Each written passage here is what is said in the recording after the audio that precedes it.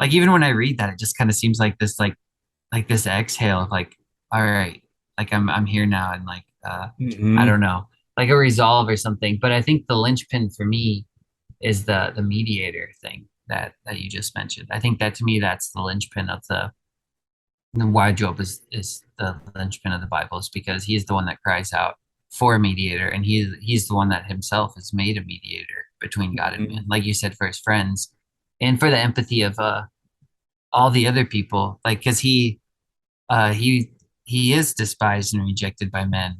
Job is. He says that, Hmm. like, I'm cast out, like my friends, my wife, like they don't want to Yep. have anything to do with me. And so now he's uh like he's the same as all those other people that are through.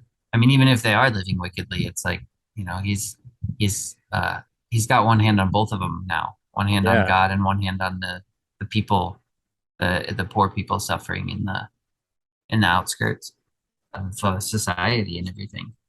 Yeah. So Well, yeah, that's like Job in chapter, I think it's 26 and 27. It's right before the poem Wisdom on poem, the poem on wisdom. Um, he in 26 he identifies with the oppressed. He's like not only am I one of them, but they make fun of me. I'm like a he's like yeah, I'm the song that they sing when they're making fun of people. yeah, Um, and so he's like the oppressed of the oppressed. And then he talks. Chapter 27 is mind blowing, and people don't know what to do with it because people think it's like the like it shouldn't be attributed to Job because it sounds so backwards. Because he basically says, uh, let my enemy be as the wicked, and then this is what the wicked suffer." And then Job starts to list everything that he's suffered, and so he's basically saying that I have suffered the fate of the wicked.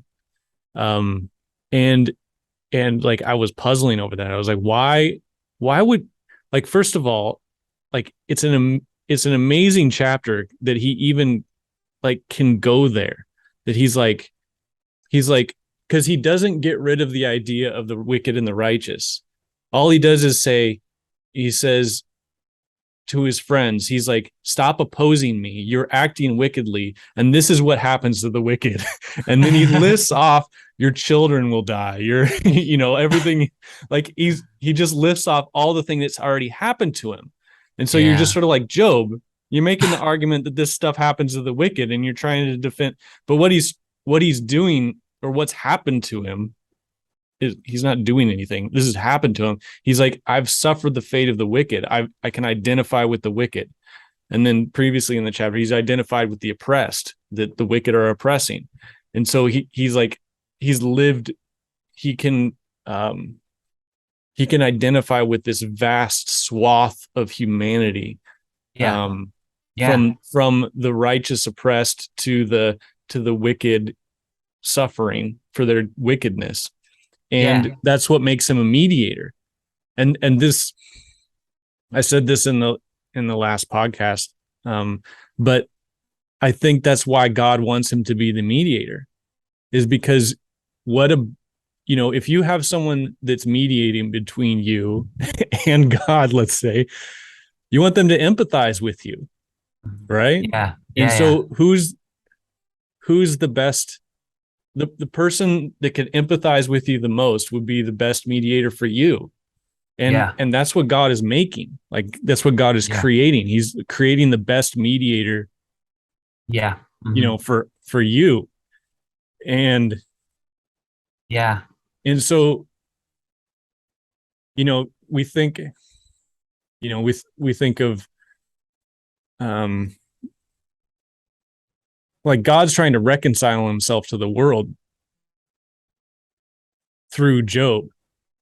He wants to reconcile himself to the oppressed, he wants to reconcile himself with the wicked, yeah, and he needs someone to stand in the middle. And yeah, that's that's why Job gets chosen, you know yeah, both fortunately and unfortunately. yeah.